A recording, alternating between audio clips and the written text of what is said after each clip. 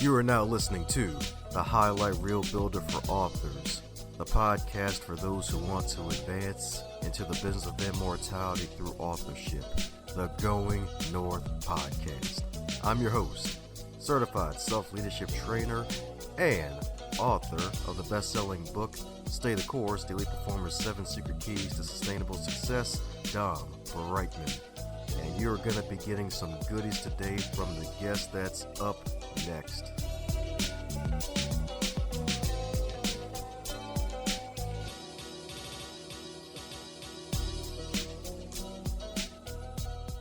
And today on the Highlight Reel Builder for Authors, it's the Going North podcast. We got one heck of a special human for you today, folks.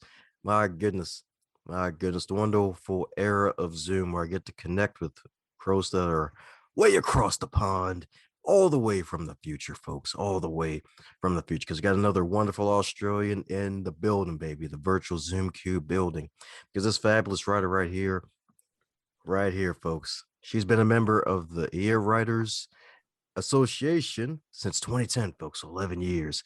And she's been an active writer since youth. And she's still young, so I'm not sure what the heck she means by that. Maybe since she was in the womb. That's probably what she means. And she utilized her background as a mom, a woman, and also has a degree in psychology. So let's give it up for the one, the only, and the super special, fabulous VK Tritschler. How you doing today, VK? Great, thank you. Although I do feel like I need to jump in and clarify here, although I live in Australia, I'm actually what my brother called a Kiwi-adian. I'm half Kiwi, half Canadian. So, you know, just to make it totally clear, whilst I love Australia, I am not Australian. So I don't need Jandal thong quotes or, you know, where the beer is kind of stuff. Yeah. I come from the place that filmed Lord of the Rings and plays ice hockey. So yeah, half and half. So iced tea and lemonade. Okay, that's what I'm talking about. That's right. But don't worry, Melissa's don't make fun of Australians. It's A-okay. It's A-okay. And even though you're not an official Australian, the native, it's A-okay. It's A-okay. In this case, it's VK. Which is very cool if you misspell it, maybe. I don't know. Well, there you go. Maybe cooler than 5 cucumbers. Cool with the K. We can start a new trend on that one, maybe. There you go. Cool with the K and cooler than 5 cucumbers. That's what I'm talking about. All righty. That's right. Yeah. Oh, yeah. But as you know, with all introductions, I butchered things already. So mind filling in any cavities that I missed about you? No, not really. I've been in Australia for 5 years. Before that, I was living in New Zealand. Before that, I traveled quite extensively. I've lived in lots of places around the world, Canada, Germany, Ireland. Yeah, so I'm enjoying my Australian life at the moment. It's great. So what led to the gypsy swag with living in all these countries? I don't know, like it was one of those things where I was really young. I was finishing high school and I was going to go and do what we call an OE, which is an overseas experience, where you go to like a foreign country for a year. And then that year turned into like 6.5 years. So yeah, the travel bug bit. And I do feel really sorry for kids at the moment because they don't even have that option. Like COVID's totally stuffed that for them. But yeah, and then I had to settle down and have family, do all that sensible stuff. So like I got a couple of years, the kids leave home and then I'm hitting the road again. It's going to be great. Looking forward to it. Yeah, indeed. That's right. Team mom. That's right. So she's an Olympic gold medalist in patience, y'all. That's what I'm talking about. That's right. Gold star, baby. There you go. All 4 of them with all the bushes. That's right. I know you're going to be looking that up later on. That's right. With all 5 eyes, I'm going to do it. That's right. That's right. Yeah. So my goodness. So being able to travel at a young age and then start a family and then looking to kick them out the bird's nest and be like, hey, fly, get out of here so I can get back to getting on the road. So did you do a lot of journaling during your travels too? Um, I didn't do as much as I should have. I think hindsight's a beautiful thing. Like you look back on it now and you're like, it would have been great if I wrote down more. But it certainly gave me a lot of inspiration for my stories, and it means going forward as I develop as a writer, I'm able to write in from new locations and bring those stories into what I'm writing about, because I've been there and I know what it's like, and I know the sounds and the smells and that kind of thing, which I think helps strengthen your writing if you've been there before. But it's almost a little bit nostalgic, because obviously I haven't been to some of these places for a long time now. So it makes you homesick when you're like writing about places that you used to live in, and you kind of reflect back on friends that you had and places that you used to go hang out at and stuff. But yeah, I'm looking forward to getting back onto the road and being able to visit again and catch up with people I haven't seen in a long, long time. So that'll be cool. Yeah, that's right. It'll be cooler than six cucumbers. That's what I'm talking about right there. Yes, indeed. And with the writing, you decided to make your first ever published novel a chick lit novel. So why chick lit of all the genres? That's a really good question. Long and short answer is I don't know, and probably because it was at that stage in my life where a lot of what I was writing about was me processing things that had happened in my own life. So it was a way of really working through parenthood and being a mother and what comes with that. But I also, the first book I wrote, I really wanted to have a play. I'd done my psychology degree and I wanted to have a look at a character who is really fundamentally not what you would call a heroine. She's not particularly good at being successful. She's really good at being hard on herself and setting unrealistic goals, but she's not particularly good at being really good at stuff. And I wanted to have a play on a character that doesn't do a typical heroine. I'm doing things well. She actually does things pretty poorly, but she grows and develops and learns through that process. So that's really what I wanted to do with that first book. And then from there, I guess it's a bit like the travel bug. Once you start writing, you unleash all these new stories and new adventures, and then you just keep going from there. And so I'm one of those people. I've got like 3 or 4 books on the go at any one stage, and I pick up and I write based on what my mood is. So if I'm feeling happy, I jump into a little rom-com, or if I'm feeling like I'm under pressure, I've got a thriller I'm working on. Never going to publish it because I'm not a thriller writer, but it's it's something that I can work on if I'm feeling in that mood. So yeah, it's that's the way I work it anyway, is I keep my writing flow with basically my mood structure. So yeah. Okay. All right. That's what I'm talking about indeed. Yes, indeed. So 3 books going on at a time. If I'm not mistaken, last year you produced or published, what was it, 2 or 3 books, right? Yeah, 3. Yeah, got another one coming out next month, which is a bit of a change from the last 3 as well, because I'm a terrible genre jumper, like hands down.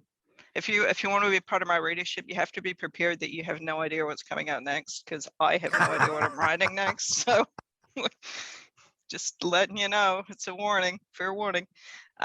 So it's a paranormal romance.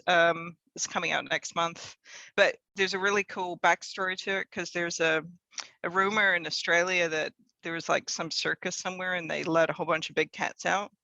And so they have all these random sightings. You can look it up. You can go with your Googling bush. They have like these random sightings of panthers throughout Australia. Now, Australia doesn't have panthers. It's not a thing that naturally comes from here. And then they've got like these YouTube videos of people that are convinced that they've seen them. And a bit like, flat earth theory, these people are really convinced that this thing's existing. And I wanted to have a bit of a play on that. So I've written a paranormal romance where the key characters are actually werepanthers that are from Australia. So it links in with the whole, sightings of panthers actually happening with, and so where the characters are based and where the story's based is also where these sightings have come from. So I wanted to have a little bit of a play on that too. So I've used a little bit of local knowledge to just spice up the storyline a bit, but I had lots of fun with this one. This was quite an easy ride for me because yeah, it's completely imaginative. It's not even like, apart from the characters and their feelings and stuff, which are obviously based on the psychology of human development, but the settings and the scenes are completely out there, and that was quite fun. Ah, okay. So that's why you're not writing thriller novels, because following you as an author is a thrill itself. That's what I'm talking about. All right. You don't know what genres is coming out next. We got paranormal romance coming out in April 2021, and then it's going to be a Western romance in October, and then maybe Christmas time, you might get Christian self-help. You never know. It's like a box of chocolates, mate. You never know what you're going to pick up. But yeah, no, I just look, one of the things I've always thought is, like, you write because you enjoy writing. Like, as an author, you write books because that's what you really enjoy and you get into it, and it's a little bit of escapism for you when you're putting down these stories from your head. And for me, I don't sit there and watch one particular genre on the TV, or I don't watch just one type of movie. I watch heaps of types of movies. I read lots of different types of books. So it didn't make sense to me to just write one type of book like that. That's not who I am, and it's not what I do. So I understand that from a marketing perspective, it's like a big no-no. As an author, you're supposed to, like, stick in your box and do what you're told. I quite like not doing what I'm told. It's kind of fun.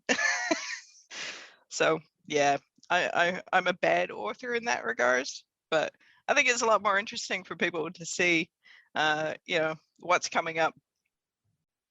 I knew you were naughty. All right, that's what I'm talking about. Be like, K with a yeah, cool, man. okay, that too. Everybody gets more than one adjective.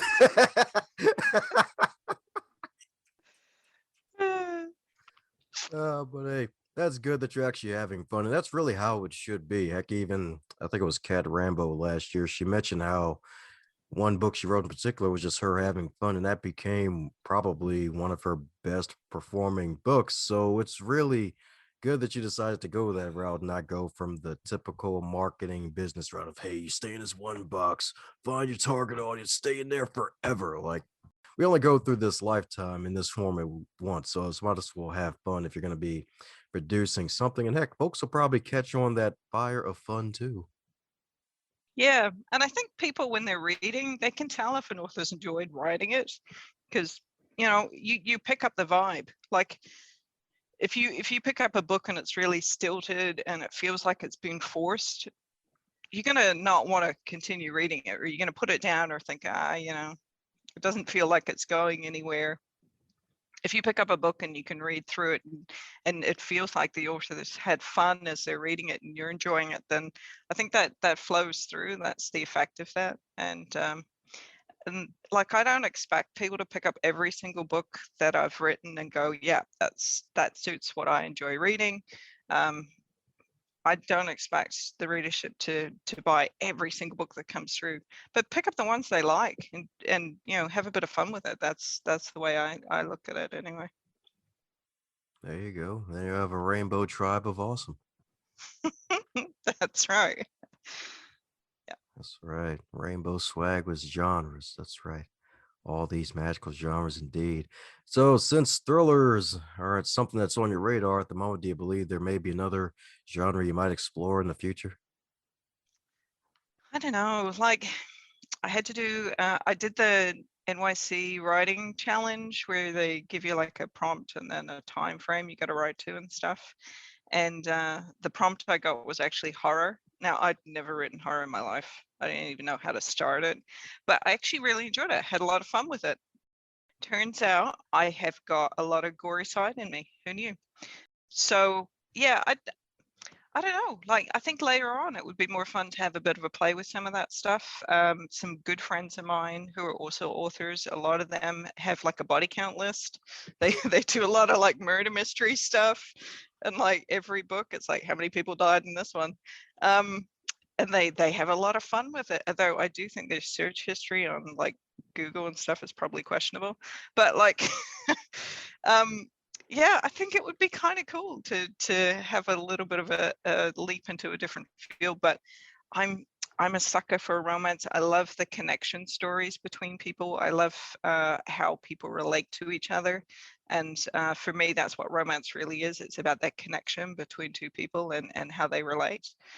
So I do tend to stick within that simply because I really love having a play on that and how that works. But yeah, who knows what the future holds, huh? Some more horror and romance together, I imagine. Then be That could like, be yes, quite fun. there you go. Yeah. That's right. Could be a werewolf hiding behind a tree while the romance is happening. And then when it's over, the werewolf comes in and turns to a vampire and bites one of their necks. That's right. There you go. There's a plot line already forming. Oh, yeah. That's right. And then halfway through, they realize, crap, we're vampire werewolves. Quick, turn to a goldfish. Werewolf goldfish. What the hell? That would be, yeah, but then, okay, next question. Goldfish have no teeth, so how does that work? Like, just logistically, I'm trying to work that out. Yeah, but yeah, no, I absolutely. And then you could like make it into a space opera just to really put a left field. You know, have a bit of singing, some dancing, and some satin rings or something. I don't know. Yeah. Ah, there you go. That's what I'm talking about. Now we're really getting into some real fiction for real now. They say truth is stranger than fiction. Nah, we're going to make fiction stranger than fiction at this point. That's right. How far out of the box can you go? Let's see. Yeah, exactly. It's like, did she have some of the American bush while this was writing was taking place? Yeah, no, definitely didn't. Oh my But goodness. yeah, no, it's I think the beauty of being an author is that you do get to have fun and you get to play, and all this stuff, like when you're a kid, it comes naturally to you. You just engage in that part of your brain that goes, okay, what if this happened or that happened or this could be a real thing. And then as we get older, we get told to turn it off and switch it, and oh, that's not a thing that happens, so we can't say that or we can't do that. And that kid inside me sitting there going, yeah, hold on a minute, I want to have a play. I want to see where this goes to. So that's when I'm writing, that's the part of me that comes out, is that playful, let's just see what happens next. And I'm like a visual writer as well. So I see the story evolving in my mind as I'm typing it. Like so for me it plays kind of like a movie, and then I'm busy frantically writing down what I see. So for me it's quite a visual thing.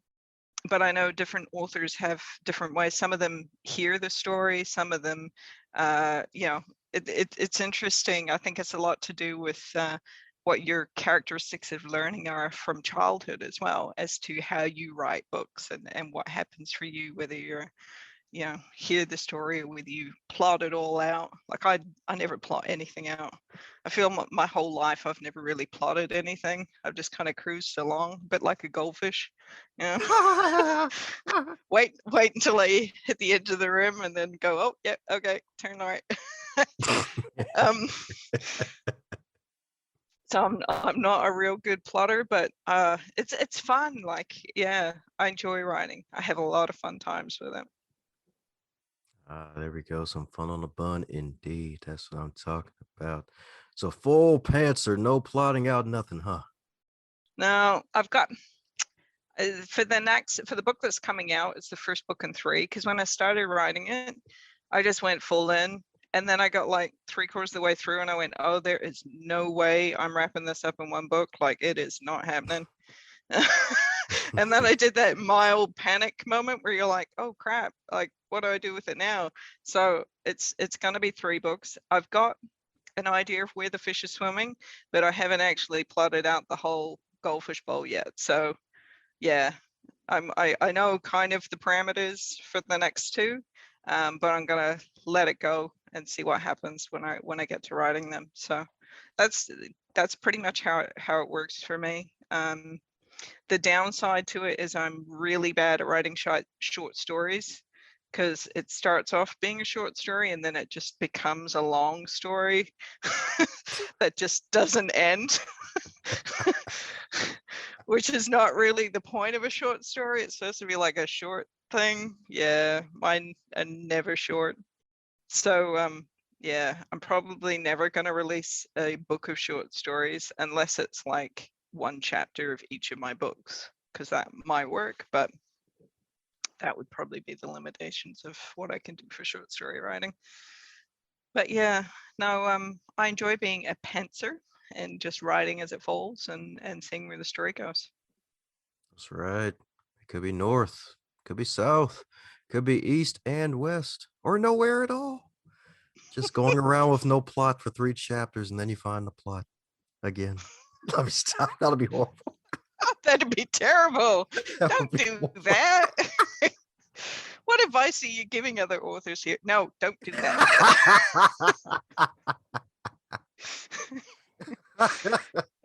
You know, when it hits the editor, she's going to go, no to that chapter, no to that chapter. Oh, that one's okay. There Yeah. you go.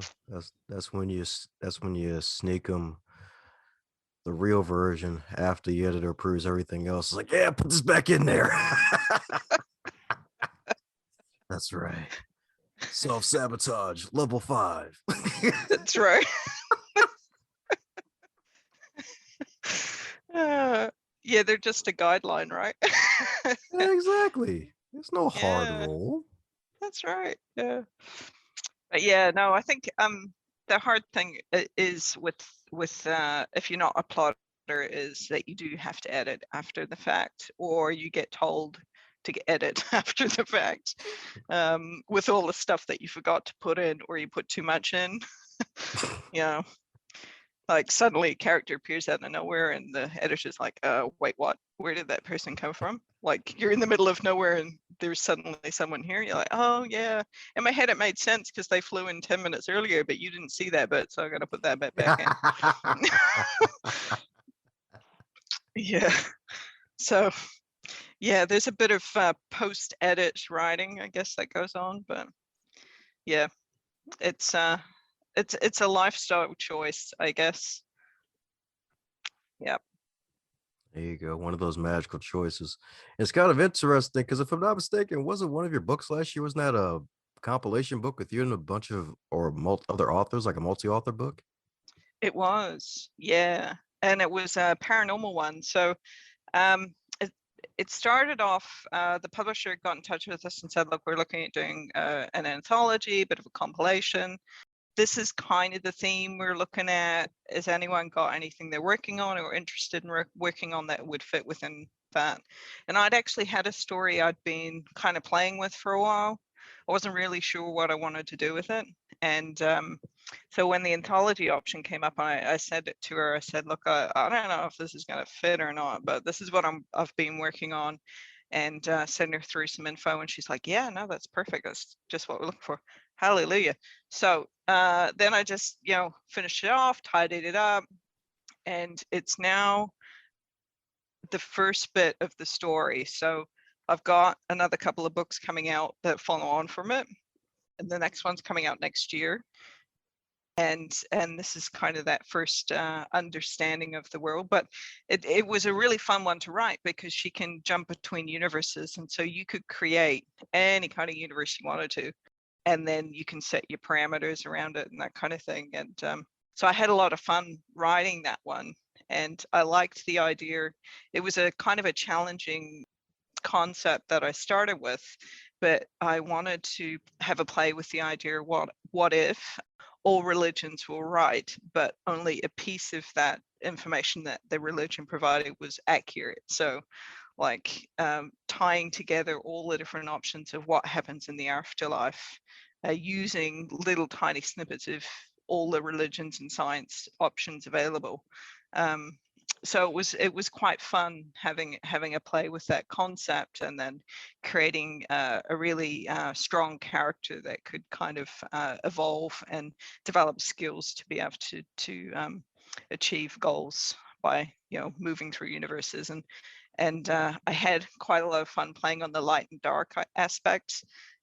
Everyone always goes, light is good, dark is bad, and I've had a little bit of a play on that, because I think that's a bit of a misdemeanor through time. So yeah, it's been it was a really interesting write, and I'm really looking forward to the next books coming out on that one as well. But yeah, the characters in that one, I particularly love Jess. She's a really cool character, and in my head she's quite feisty. So Ooh. yeah, we like her. Oh, there we go. She's feisty. That's Mhm. right. That's right. With a capital F and D. That's right. That's right. D. So, with all these writing projects, how do you manage all of them? Oh, $1 million question. I guess really you have to be prepared to dedicate time to do it. Like I was describing it to somebody, it's a bit like going to the gym. You don't really want to go. I don't think anyone really wants to go to the gym. You go because it's good for you and it makes you feel better when you've done it. And it's it becomes part of your daily process, so you find time to fit it in and then you do it. And it's the same for me for writing. I find time to fit it in, I do it, I enjoy the process while I'm there, and I'm really happy by the time I finish because I feel like I've achieved something. So that's the payoff for me. But it is that sometimes you go, oh god, I got to do it, but you still do it. And then I'm really lucky because I'm supported by a lot of other authors in the area. So we do writing retreats, and we'll go away for a weekend and we'll just sit there. It's kind of like going to a nunnery though, because like you're not allowed to talk, like you're sitting sitting there typing away furiously, like avoiding eye contact with people. So it's it's not what people think a writing retreat's going to be, which is all wine and talking and stuff. It's just working. But you can bang through like 3/4 of a book in a weekend, just because you're focused and you're surrounded by other people and you're in the moment. And in the evenings we can compare, I was working on this chapter and this is happening, what do you think? Or I'm thinking about bringing in this character, how do you think that will fit in? So it's really helpful to be surrounded by that writing energy that you get from doing the retreats. But yeah, I don't get them as often as I'd like, and particularly with COVID. I mean, COVID's been a nightmare for meeting up with anyone outside of yourself, other than the characters in your head, and sometimes they're a little bit loud and annoying. So yeah, so it's I'm looking forward to getting back into that retreat stuff again. So we got another one coming up, I think, in May, and yeah, it'll be good. Me and writing and characters. Woohoo! There we go. There we go. Indeed. That's right. A real writing retreat with actual writing. That's right. No going over to the other side and poking people, be like, hey, what you writing? And they just look at you with a death glare that'll kill 1,000 kittens at once. Like, why are you disturbing me? It's actual writing. That's right. Absolutely. Yeah. There's parameters, like we're not allowed to play music or anything, like it's quiet. So yeah, I do feel like it should be held in a, like it's like at a beach resorty type thing. So it's quite nice, like beautiful. You can go out and you go for a walk if you need to clear your head. But I do feel like it needs to be like a chapel or something, because the silence is epic. Yeah. So it needs to be the Church of Beyonce on that campus. I got you. Let me stop.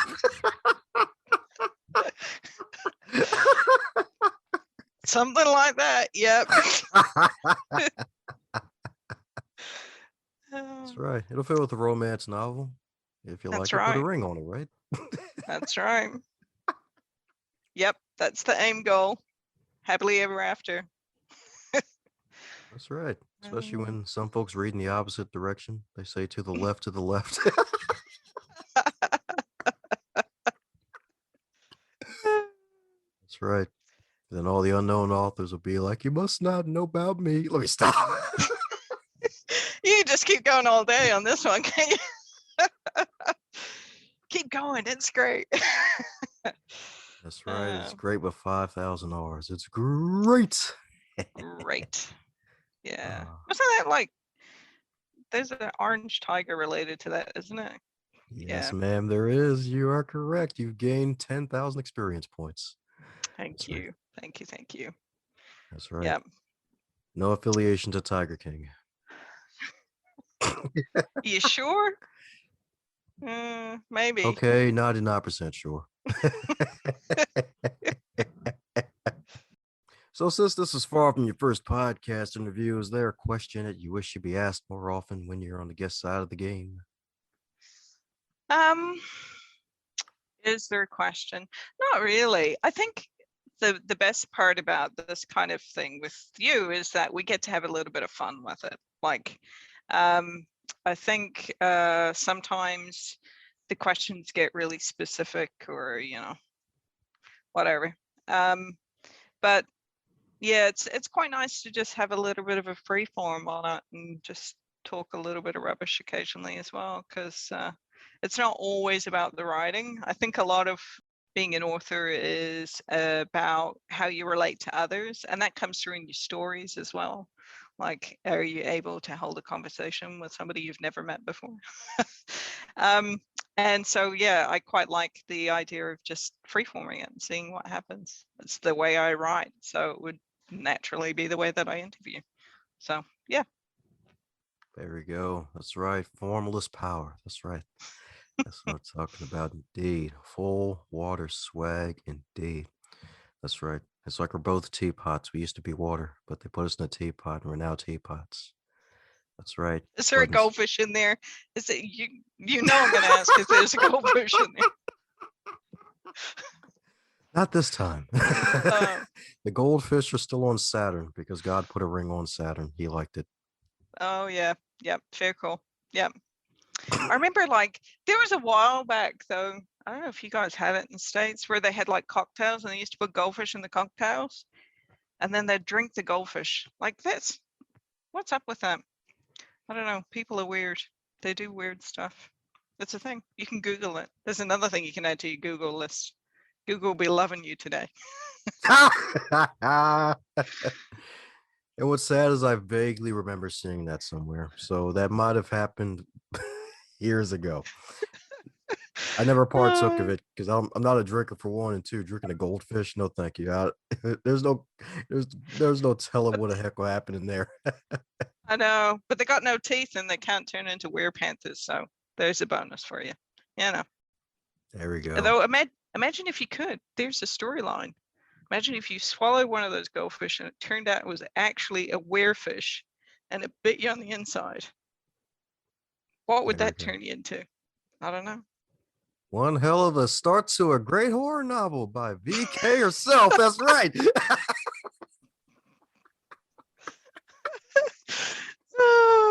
Yeah, perfect. Yeah, loving it.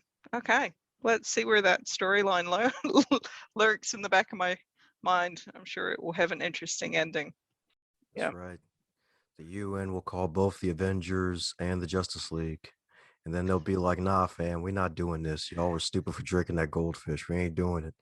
And then you have to make your own superheroes. Then he turns into tuna at the end, maybe. I don't know. It's like he gets exported to Japan. What could possibly go wrong? Oh, That's right. A fisherman's dream come true, maybe. maybe that's how mermaids get created. There you go. There's an interesting plot twist for you. Yeah, some dude drank a goldfish, got bitten on the inside, turned into a merman. So that's how Aquaman exists. All right. Exactly. Yeah, he shouldn't have had that shot, really. That was a bad idea. Yep. Yeah, they went pew, and it was game over.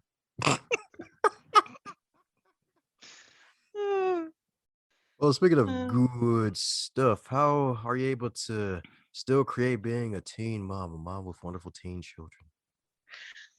uh, do you know what? Like, I'd forgotten how being a teen, everything's really dramatic, but having teens myself now reminds me how over the top dramatic stuff is when you're a teenager. And it's actually, I hate to say, it's really good story.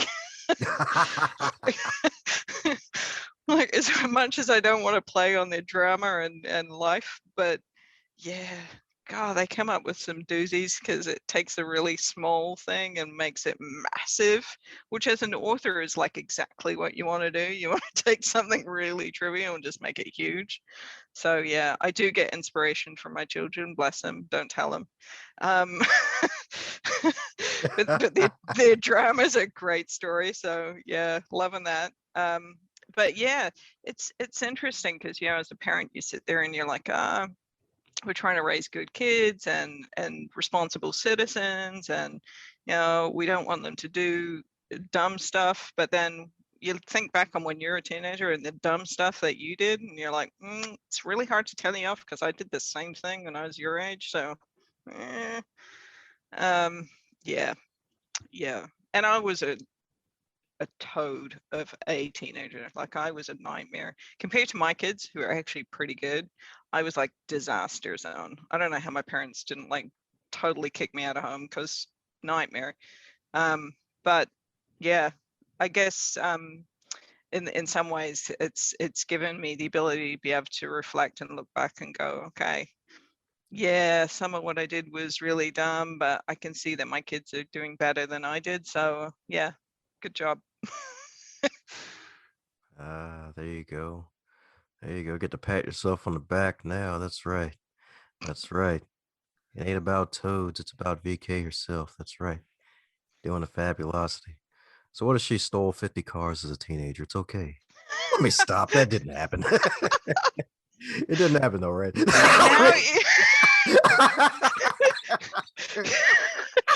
Now, now you raised some questions. No, I did not steal 50 cars as a teenager. I would just like to put that in there right now before my publicist rings me and says, "What the hell?" Oh, I was 55. I got you. Let me stop. You still not. But there's a book in that, though, isn't there? I mean, think about it. There really is. You could have like a Jack Kerouac on the road, but like with stealing cars along the way. That'd be quite fun. Yeah, I mean, not to actually do it, but to write about it. I'm just not condoning anybody steals cars. I'm just putting this out. Like, but yes, there's yeah. No, I snuck out a lot. My friends and I had lots of fun at parties and stuff like that, which and nowadays, I don't know, the kids seem more sensible. I don't know, it could just be me. I think it's the whole COVID sensible awareness, except I don't know what's happening in Florida. We've seen it on the news even here. Like, dudes, come on. What is that? What is that? That's like stupid 2.0, that is. But yeah. Uh, I see Florida's legendary status hasn't changed and it's reached the whole globe. It's reached global what the moment. Yeah. As everybody sits here and goes, COVID, groups of teenagers, drunk, debauchery, what could possibly go wrong? Yeah. But no, generically, I think the next generation, a lot of them anyway, seem to be a little bit more clued up than we were at the same age. So hallelujah for that. Yep. Might be social media's fault. Yeah, although I'm really glad we didn't have that when I was younger, because wow, just wow. Like all the dumb stuff we did, my friends know about it, and like the people we were with know about it. but there wasn't pictures of me on Facebook doing it, and it wasn't like tweeted out. I didn't have like TikTok memes made out of my dumb stuff. So I'm really glad that didn't exist, because there would have been a lot of that floating around. So yeah, as far as my kids are concerned, yeah, incognito, like I got nothing.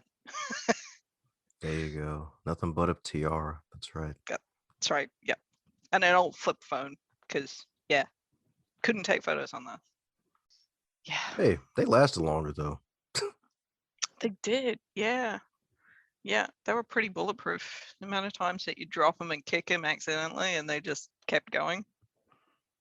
Don't make them like that anymore. Darn right. They're like, hey, replace this in 6 months. You'll be fine. You just have to sign this random contract that's the size of a house contract, and then you'll have to pay $1,000 a month. Wait, what? Nothing. You said $1,000. Just sign here. It's all good. Yeah, to just lean on the pen. You'll be fine. Like, I don't know if I want to lean on the pen. Don't worry. Lean on the table while signing it. What? Yeah, I've always wondered, as an author, are we allowed to like accidentally put in an additional clause into that stuff, like just for fun? Like right down the bottom, put in a little clause, like sign your name next to it. Subclause, author requires the rights to withdraw this at any time, signed. Yeah, I don't think we get that, but it'd be fun. Whoever figured it out, they owe us royalties for that idea. That's what I'm talking about, because that'd be freaking amazing. You're like, hey, well, welcome to the subscription service. It's like Netflix, except with one magical book and whatever the hell else the author gets to share with you. It's like, isn't that like just following their social media pages and subscribing to their email list? Yeah, but no. It's like, just sign here. You'll be fine. You'll be A-okay. It's like all that stuff, but better, even though it's the same exact stuff. Yeah. So we're coming down to the magical question that every guest gets to receive, and that is, if you're to wake up tomorrow and you're 25 again, but this time in the current year of 2021, with all of your knowledge and experience, what advice would you give to yourself? You know what? I don't think I'd give myself any advice, because all the dumb stuff I did when I was 25 was way more fun than what I get to do now. So like, just enjoy it. Go nuts. Do the dumb. Have fun. Appreciate the fact that you are still young enough to do all of that stuff, and wake up the next morning and recover in like 10 minutes, because that ends very quickly in your life. There becomes a point where it's not just a walk it off moment, it's a day in bed moment. So yeah, enjoy your ability to have fun, go nuts, and recover quickly. But from an author perspective, write it down. Write it down. Stop like just doing, and occasionally just put down notes, so that the older version of me can find them later on and then remember and then write about it. That would be handy. Yeah. Oh, yeah, that's what I'm talking about, indeed. That's right. You heard that right, folks. Do the dumb. I was best with you. Don't do that. Don't do nothing too stupid. We need you alive and out of jail. Don't go there. Don't go there. The soap is not good at all. But the book royalties are fabulous, so I don't know. No, yeah, look, don't do anything too stupid, but if you're gonna do it, write it down, remember it, keep it, make it part of who you are, because it all develops who you are and who you become and who your characters can be as well. So enjoy. Oh, yeah. That's right. With an eye in, and indeed. That's right. Some enjoyment. That's right. Oh, yeah. So, for those that enjoyed hearing your voice and want to hear and read more of all that you're doing, what's the best way for folks to keep up with the VKT herself? Probably check out my website. I update it regularly. If I've got new stuff coming out, it's all on there as well. And I'm sure you can post a link up or something for it. It's an unusual spelling because it's a German surname. But yeah, vktritschler.com. Check it out. All the latest news and grooves will be on there. Well, there you have it, folks. All the moves and grooves will be on that wonderful site, the show notes, baby. Check out VK's site, subscribe to her email list, stay on top of all that she's doing with all these books that are coming out. Because it looks like you'll probably be on the lookout for 3 books a year from this fabulous lady right here, indeed. So you'll definitely have more stuff to add to your shelf or to keep your Kindle heavy with some great stuff, indeed, because it's an ebook form too. So, any parting words before we close up shop? No, just thank you very much for having me, and enjoy your summer. As I go into my winter, I will be thinking of you all and wishing I could trade places. So, This is your host, Don Braben. Hope you enjoyed what you just heard. And if you really did, do me a solid and leave a review if you're listening on Apple Podcasts, on YouTube, wherever you're listening to. And subscribe to hear more because more is coming your way to advance you further than before.